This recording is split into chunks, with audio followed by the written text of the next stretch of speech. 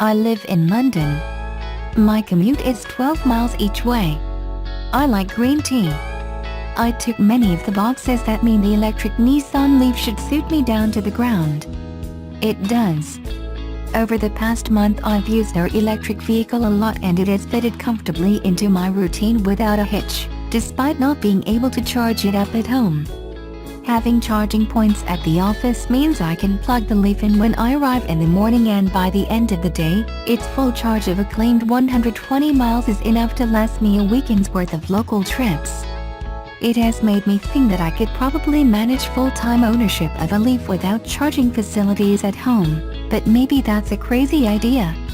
I'm interested to hear if any electric vehicle owners do this, so get in touch if you do and tell me how you manage. I wager that the Leaf is one of the most relaxing cars to drive in London. You can't do anything about the horrendous traffic, but you care a lot less about that when you're cocooned in a bubble of serenity. Why do electric cars need to be serviced? Servicing has always bothered me when it comes to electric cars. I mean, what actually needs servicing? Glance at the Nissan website and, amid the inevitable oil change and fluid checks, the only relevant work for a Leaf in the first service, due after 12 months or 18,000 miles, seems to be for screen wash. At £99, that's an expensive way to get your screen wash topped up.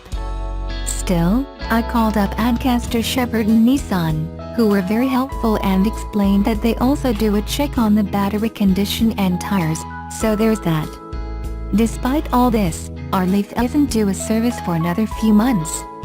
It has not yet hit 5,000 miles and feels as tight to drive now as it did brand new. It was actually a reader who got me thinking about it.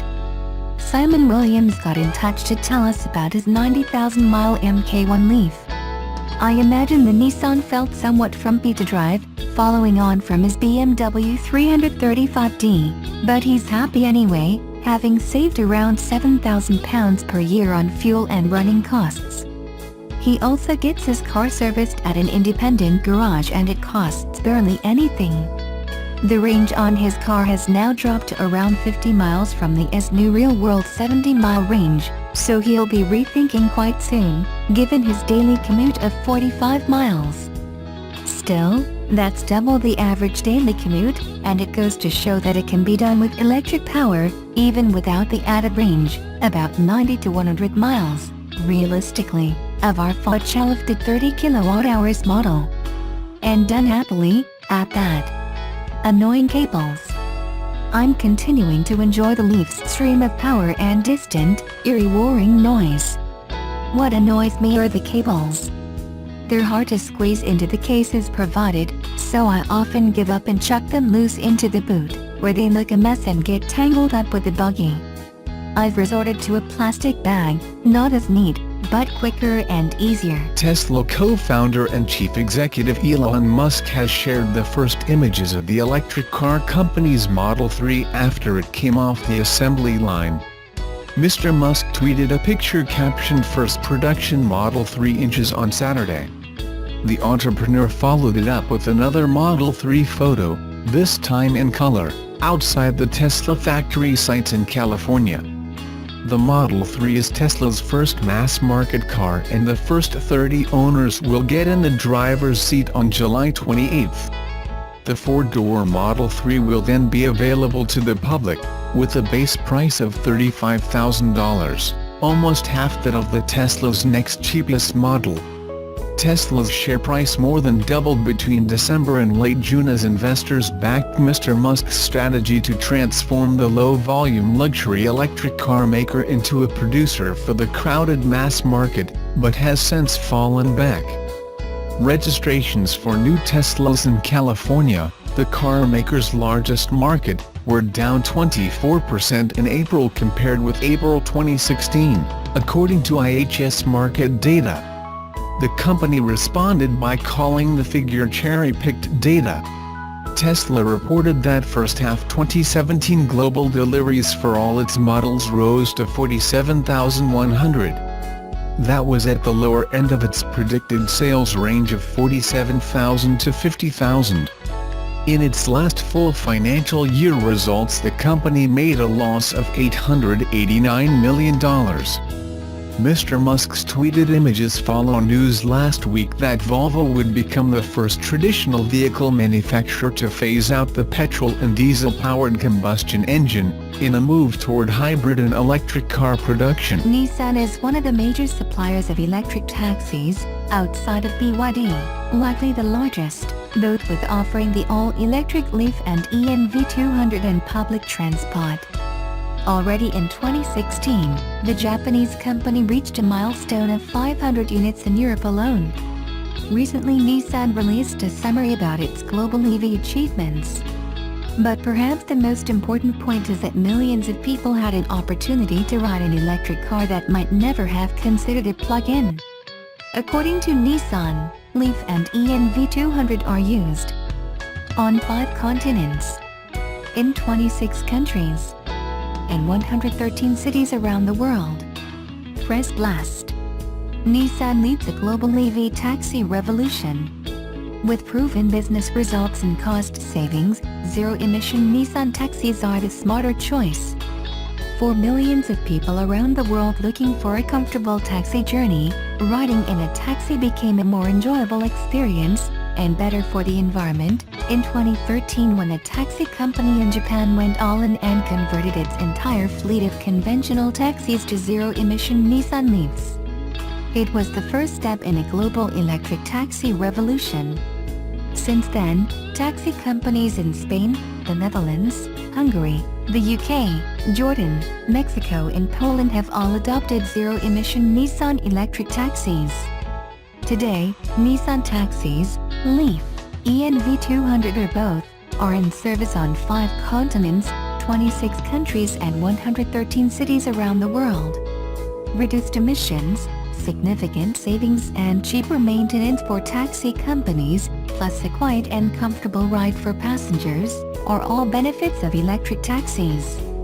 With proven business results and cost savings, zero-emission Nissan taxis are the smarter choice, bringing Nissan intelligent mobility to customers and taxi liveries worldwide. Through electric vehicles, intelligent mobility is Nissan's way of transforming how cars are driven, powered and integrated into wider society. Chief Executive of Tesla Elon Musk tweeted 2 photos of the electrical car company's latest vehicle, the Model 3, on Saturday, July 8th. The Model 3 is Tesla's first mass-market vehicle and it is expected to cost $35,000, which is about half the cost of Tesla's luxury Model S, which launched in 2012. The Model 3 will be officially launched on July 28th. Last week Tesla reported first-half global deliveries of its Model S and its Model X SUV at the low end of its own forecast, driving down the stock and raising questions about demand for the older models. Tesla's share price more than doubled between early December and late June as investors bet on Musk's strategy to transform the low-volume luxury electric car maker into a diversified producer of mass-market vehicles, storage batteries, electric commercial trucks and rooftop solar panels. The company's market value rose past larger rivals General Motors Company and Ford Motor Company. But data released from IHT Markit on July 6 revealed that registrations of Tesla vehicles fell 24% in April from a year ago. And since June 23, however, Tesla shares have fallen by nearly 20% amid concerns that demand for the company's existing models is weakening. Overall sales of electric vehicles in the United States remain stuck at less than 1% of total vehicle sales, despite a growing number of models fielded by Tesla and other car makers. The company made a loss of $889 million in its last financial year. Tesla reported that global deliveries in the first half of 2017 for all its models rose to 47,100. A figure within its predicted sales range of 47,000 to 50,000. A car was reported stolen after it was found in the Red Arroyo early Sunday morning. How it got there has police puzzled.